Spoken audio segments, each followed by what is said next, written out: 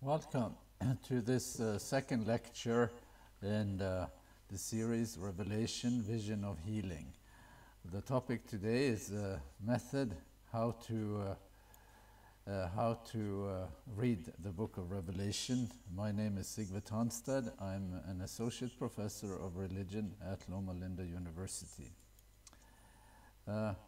When we look at how to read Revelation, the first point I wish to make, and this will be the first of 5 points, is that Revelation welcomes rereaders. Well, what's that? What's the big point there? Well, Revelation, wouldn't it just want readers? Wouldn't it just want somebody to read it, just once at least? Maybe not. Maybe Revelation is welcoming rereaders and to some extent only rereaders. A rereader is someone who is informed by a prior experience of reading the entire work.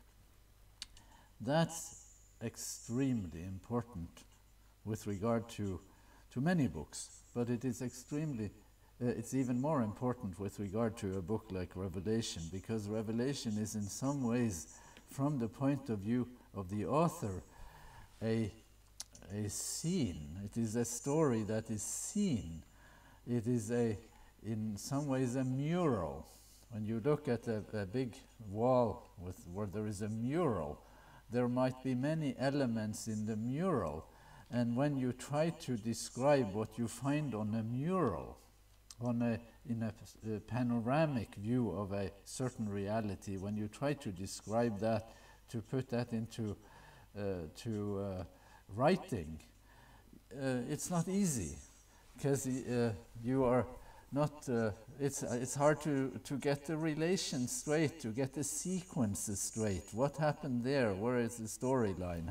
What's the progression in here, and so on, and Revelation being panoramic rather than sequential makes it very important to see, to get a sense of the panorama, of the whole, as one attempts to decipher the parts, and to see, to get a good grasp of Revelation, to get a good grasp of the parts of Revelation, one might need to be informed by the whole. Now, there are complicated ways of illustrating this, and then there is a very easy way, or a very easy or simple example of this. How do you get a sense of the whole, and how important is it to have a sense of the whole when you wish to get a sense of constituent parts? At the beginning, in the messages to the 7 churches, here is a blessing to the first church in the book of Revelation, the church at Ephesus.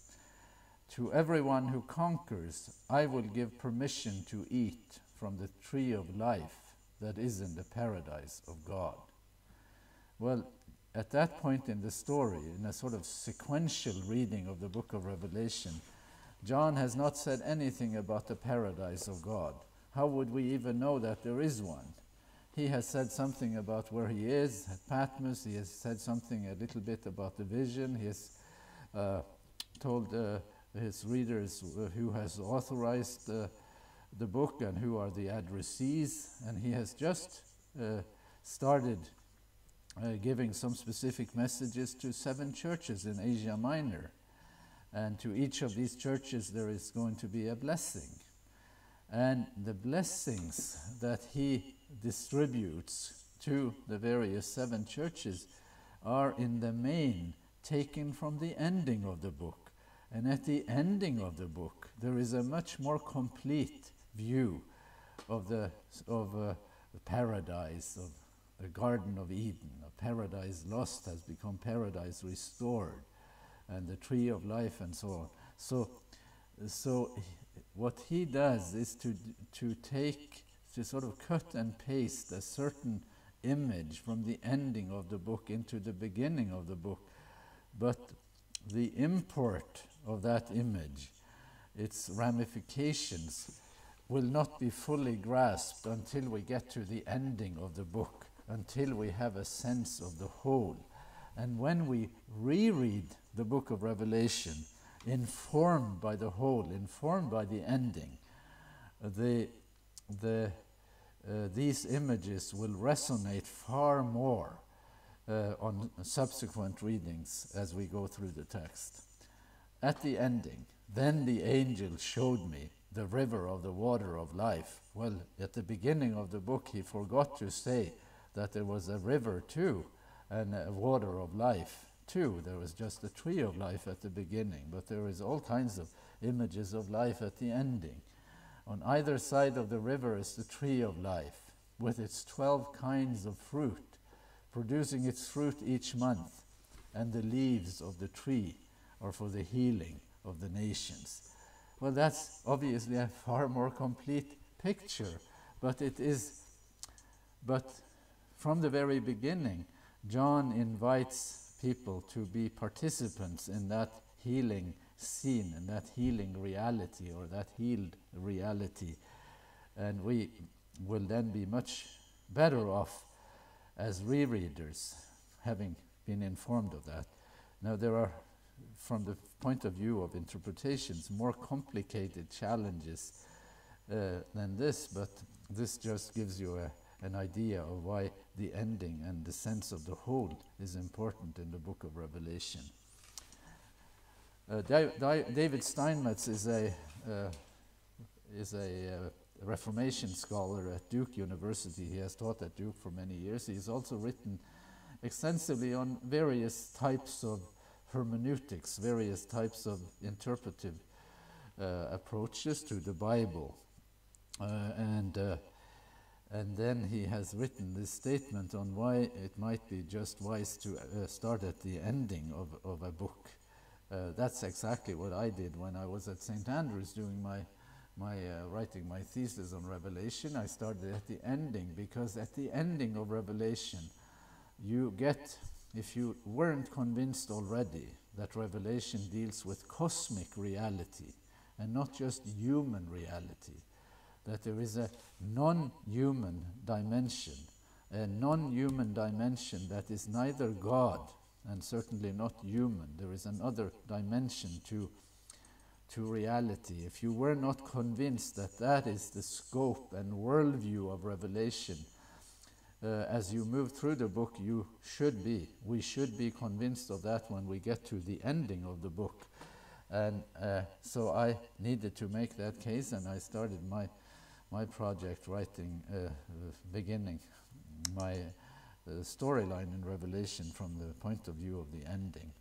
David Steinmetz says, what appeared on first reading to have been an almost random succession of events now proves to have been nothing of the kind. If one reads the last chapter first, one discovers a complex and intelligible narrative guided unerringly to its destined end by the secret hand of its author. Under the circumstances, reading backwards is not merely a preferred reading strategy, it is the only sensible course of action for a reasonable person. Well, I am not here proposing that we should read Revelation backwards.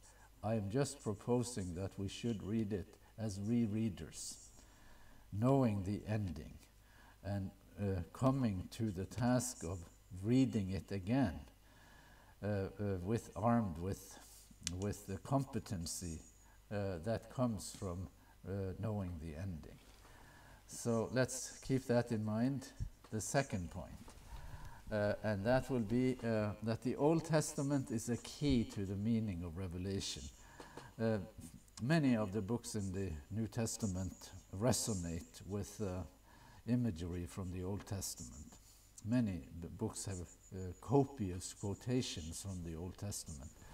The book of Revelation doesn't do quotations in a major way. There are some references to the Old Testament that might be seen as quotations, but generally Revelation does it by way of what you might call allusions and echoes, softer voices from the Old Testament. But John's Revelation is full of it. because he is steeped in the world of the Old Testament, steeped in the text of the Old Testament, steeped in the questions raised by the text in the Old Testament. So it is now widely recognized that the Old Testament needs to be, what should I say, one needs to keep one eye on the text of Revelation and another eye on the Old Testament, or a hand or a finger on the text of the Old Testament to see what was the context, what was the issue from which this text is taken. And many New Testament scholars have done wonderful work in this regard, and one of them is John Pauline, who is one of our leading Revelation scholars, and also Dean of the School of Religion at Loma Linda University. But when we do this, when we, as we acknowledge that Revelation is full of Old Testament imagery, there is a reader's beware. Because many of the allusions to the Old Testament in Revelation come from a context, come from books where the cosmic perspective might be less important or might even seem to be completely absent. Let's give an example of this. We read in Revelation in connection with the third trumpet that some calamity happens. A third of the sea became blood, a third of the living creatures in the sea died, and a third of the ships were destroyed. Now, the notion of a third here is itself a clue, a sort of forensic evidence of something relating to the cosmic perspective in Revelation that we will have to leave for later. But what is being depicted here otherwise, other than the fractionation here, you might say, the sea became blood, the living creatures in the sea died. That's a major element in the third trumpet. Now, what Old Testament imagery comes to mind here? Well, it would be from the story of the Exodus, the first plague. Moses is facing less than, less than friendly Pharaoh with regard to his ambition to take the Israelites out of Egypt. And in order to soften Pharaoh's opposition, they are instructed to inflict plagues on the land of Egypt. Moses and Aaron did just as the Lord commanded. In the sight of Pharaoh and of his officials, he lifted up the staff and struck the water in the river. And all the water in the river was turned into blood, and the fish in the river died. So here in the Revelation's third trumpet, the sea became blood, the creatures in the sea died. In the Exodus story, the water in the river was turned into blood, and the fish in the river died. There is no disagreement among scholars that there is Exodus imagery in the book of Revelation in this regard. So what's the beware point? Well, the beware point is that in the Exodus story, God seems to be the one who turns river into blood. Is that the case in the book of Revelation? Is God the acting subject in the trumpet sequence?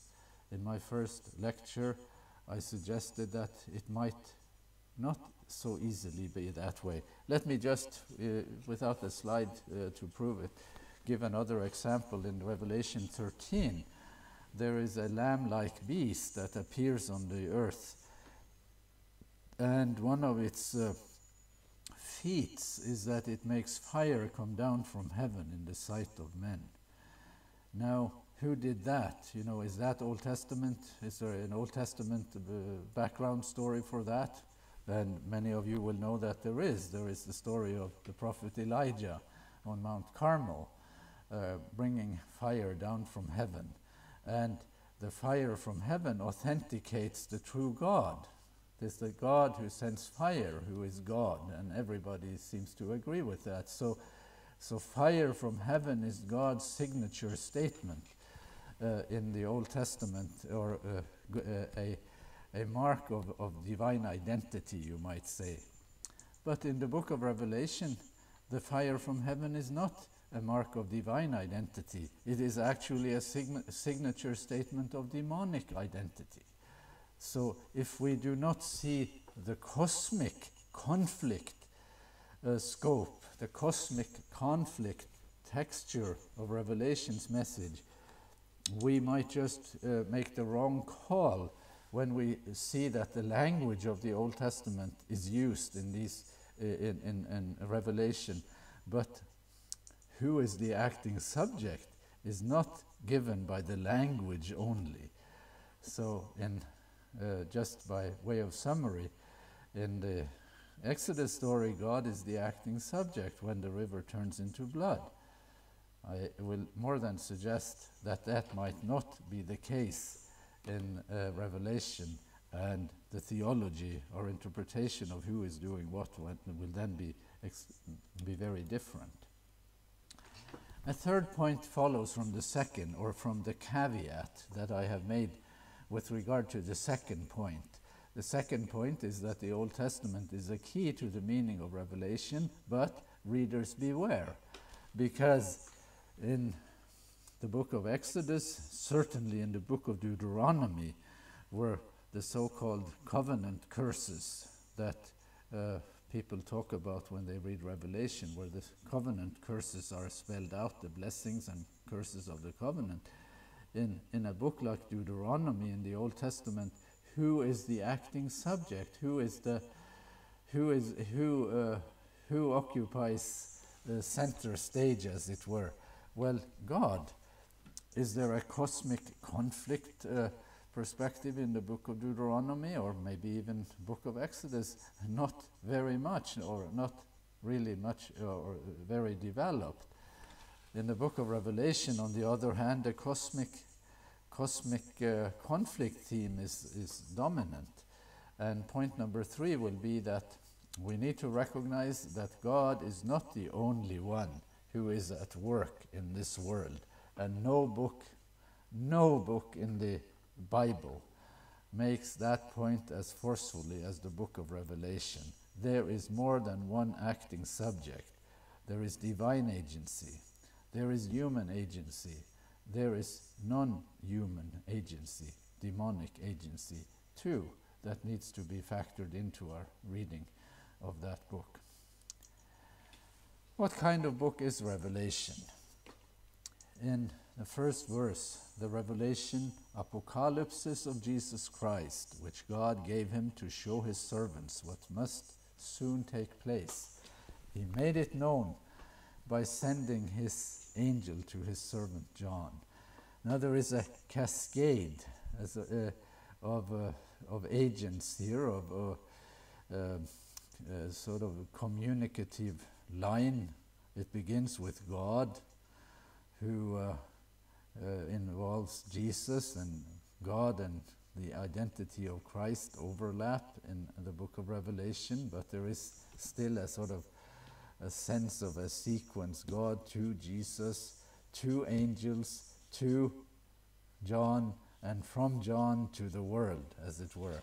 So here we see this wonderful relay race, as it were, that eventually ends with the world being informed. But the main verse here, the main word in this verse is the word apocalypsis, that has given, that is the opening word of the book of Revelation in Greek. And yes, it does mean revelation, but let's elaborate. An apocalypsis, an apocalypse, is not a calamity. It is a revelatory event. It means to cause something to be fully known, reveal, disclose, bring to light, make fully known. But even more, it's not just to make something known in a generic sense. It is to make something known in the context of conflict. So in the conflict the context, then it rather means to uncover or to take out of hiding. It means it is in some ways a remedial action. Apocalypse happens where someone else is trying to hide something or to misrepresent something, and then the truth comes out. It is uncovered, and we are delivered from our misperceptions, our misconceptions. And Chris Rowland in The Open Heaven says that the essential character of apocalyptic, he's here talking about the genre of apocalyptic, is the disclosure of the divine secrets through direct revelation. And that is true for the genre, but it is also applies to the book of Revelation in a distinctive way, where the lid is taken off, as it were. There is a coming out, or we could say that there is a revelation, an uncovering that happens against the attempt to cover things up. This can be shown in a general way for the book of Revelation under the title of Showings. The revelation of Jesus Christ, which God gave him to show his servants what must soon take place. Come up here in Revelation 4:1. Come up here and I will show you what must take place after this. That's the general tendency. But then you have specifics, the scope of what is being revealed. Revelation 17:1. Come, I will show you the judgment of the great whore who is seated on many waters. 17:3. So he carried me away in the spirit into the wilderness, and I saw a woman sitting on the scarlet beast. The showing here is the showing of the cosmic rebel. The main protagonist in the cosmic conflict, the cosmic rebel, is being revealed, exposed, sort of pulled out of hiding. The disguises by which the cosmic rebel has disguised himself is pulled from him, and we see what evil is truly like, and we see its disguise removed. That's part of Revelation's disclosure. But the other showing then is the good side. There is the bad side and the good side, and the showings of Revelation, the uncoverings of Revelation relate to the good side too, and even more to the good side. Then one of the seven angels, it's the same person, same sort of figure, guiding John in these climactic showings, the showing of the cosmic rebel and the showing of the Lamb. Then one of the seven angels who had the seven bowls full of the seven last plagues came and said to me, Come, I will show you the bride, the wife of the Lamb. And here, of course, is a very happy scene in Revelation, because here the good one in Revelation, the Lamb, the slaughtered Lamb, is coming back and finding his bride, as it were. And the bride of the Lamb are human beings. So there is a sense of that is the imagery used, attempting to do justice to what happens when the relationship between God and human beings is made right by the action of the Lamb in this book. Then the angel showed me the river of the water of life, bright as crystal, flowing from the throne of God and of the Lamb. Again, so the showing on one side is the cosmic rebel, on the other side the showing of the Lamb. But even though this happens in as showings, Lamb revealed, cosmic rebel revealed, even though it happens to John as visionary experience, it will be flawed, it will be defective to picture Revelation mostly as vision. Vision meets thought in the book of Revelation. Austin Farrer wrote this in the 1960s. It's still, I think his view of this is still the most sophisticated view of the combination of vision and thought in the book of Revelation that anyone has written. He says that Revelation is an intense and systematic meditation on the whole prophetic tradition. Revelation, says Ferrer, appears to be conceived in the very words in which it is written down, as though in fact the author was thinking with his pen. What's the thought part? Well, the thought part is that John has studied the Old Testament. Why does he always use Old Testament imagery? That's where he comes primed. He comes armed. He comes to his vision steeped in the thought world, in the storyline of the Old Testament. The cosmic conflict theme of Revelation is not new to Revelation. It is also found in the Old Testament, but it is prioritized in the book of Revelation in the thought world of John. And so vision comes to him, but vision becomes seamless with thought. Thought and vision become seamless in the book of Revelation, and we would do John grave injustice if we thought that Revelation is vision only and not thought. I'd say, just doing a critique on contemporary readings of the book of Revelation were, I mentioned in my first lecture that there is a school called Preterist School that reads Revelation mostly as though all of its events, all of its scenes happened in the first century. And then there is a continuous historical school, there is a futurist school. Well, most of the main defect in the futurist school is that they do not, that school, and that happens to be the most influential way of reading Revelation in North America today.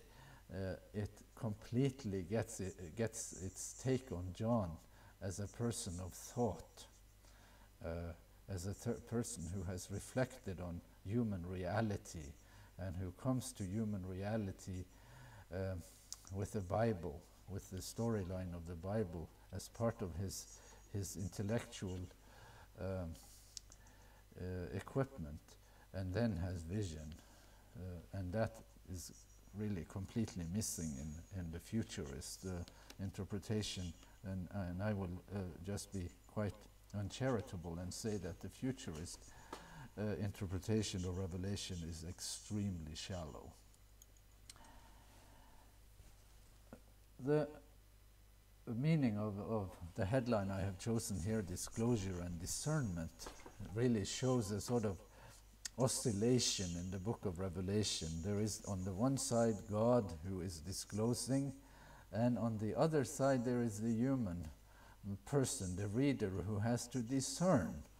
And I have just faulted futurism for its failure of discernment, but we could certainly be concerned for all of us there that it might fail on the level of discernment. Now, if discernment is necessary, if discernment is called for, if disclosure was all that was needed, and if it's all sort of more, what should I say, mathematical, then God would speak and we would know.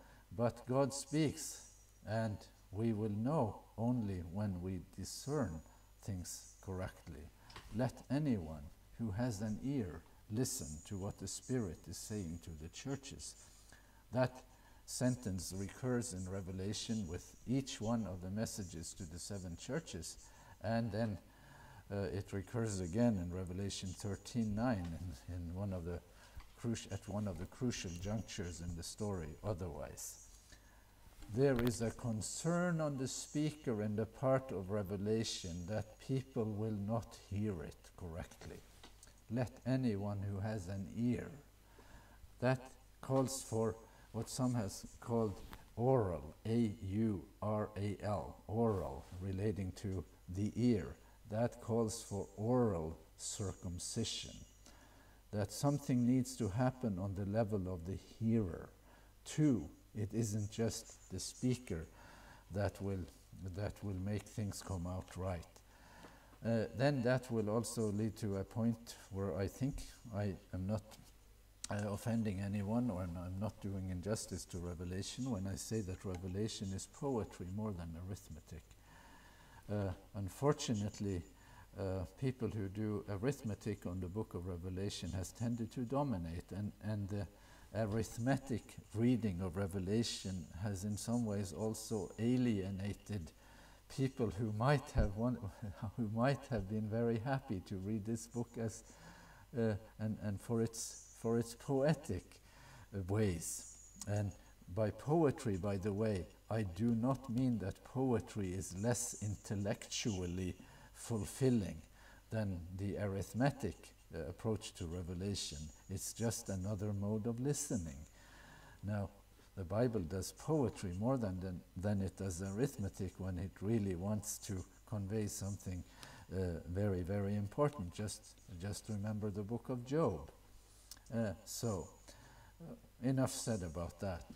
We do well to examine Revelation under the metaphor of disclosure and discernment, the former signifying what is told, and the latter denoting what is heard. I think I have said enough about that. Revelation, then, you might see in these 2 axes that I have put on the screen here. I cannot remember the source, but I have gotten this from my own reading, that you do find in Revelation a linear, sort of historical, you might even say chronological story. Past, present, and future. You do not find in Revelation future only. That is, many readings of this book think that it is only about the future, but Revelation is certainly significantly about the past, about a war that began in heaven, about paradise lost. And when Revelation resonates with paradise regained, it is because it has such a keen grasp of the past, of what happened, or what was lost. There is present reality, there is a resolution at the midpoint in the story where a woman is pregnant and is crying out in childbirth. And by the way, that is found exactly in the middle of the book of Revelation, in the crucial chapter 12. You might call that present reality, or time that was present tense to John, where the woman gives birth to a child, to a boy who is snatched up to heaven and who is the one who wins the cosmic war. And then there is the ending of the conflict. But to say that Revelation is more about the future than about the past is really only true in a quantitative sense, because it is the problems of the past, and certainly the problems in the cosmic war that is part of, that conditions Revelation's storyline. Now, what's the other line here, the actualized and decoded? Are there symbols in Revelation where you need to know the code, sort of like CIA and others using coded language, and you need to find out what is their code? It's not fair to say that there isn't any of that in the book of Revelation, but more than a decoding approach, Revelation uses symbols to show human reality in a broader sense, to show the significant events in human reality, the significant features of human reality, how it is actualized, and how the symbolism of Revelation attempts to capture human reality in its broadest sense. By way of summary, how to read Revelation then? Revelation, number one, Revelation is for rereaders, and I am almost inclined to say that Revelation is for rereaders only. The welcoming mat is out, but there is it's just like when you go to airports, there is a sort of express lane for those who travel, in the finer classes.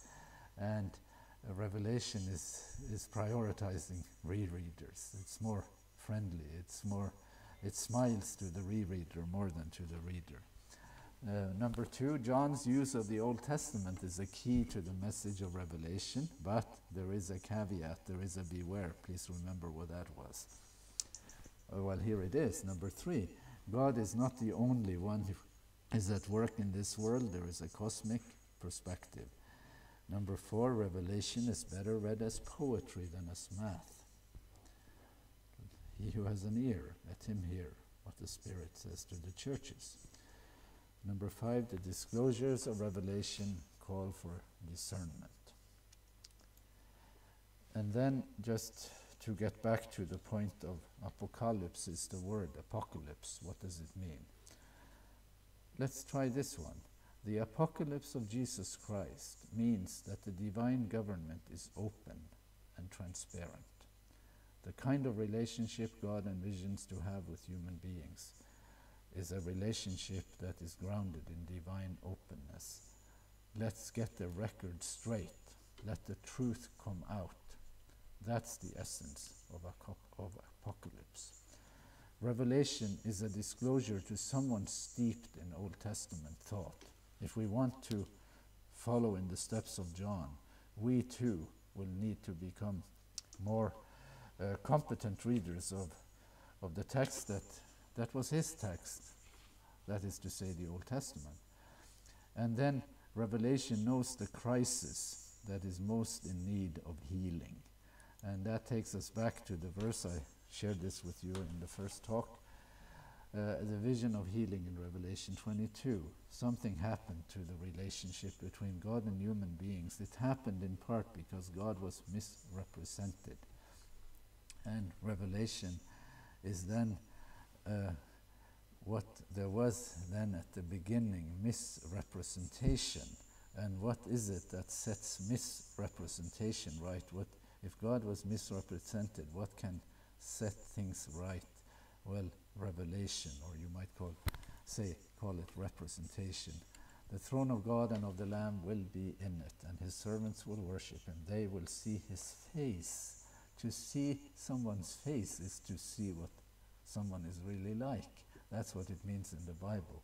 And his name will be on their foreheads, and a person's name in the Bible is that person's character. It is the sort of essential traits of that person. So here God in the book of Revelation has become fully known, full disclosure. There is seeing of God's face. There is knowing of God's name. And I hope to see you back for our third lecture.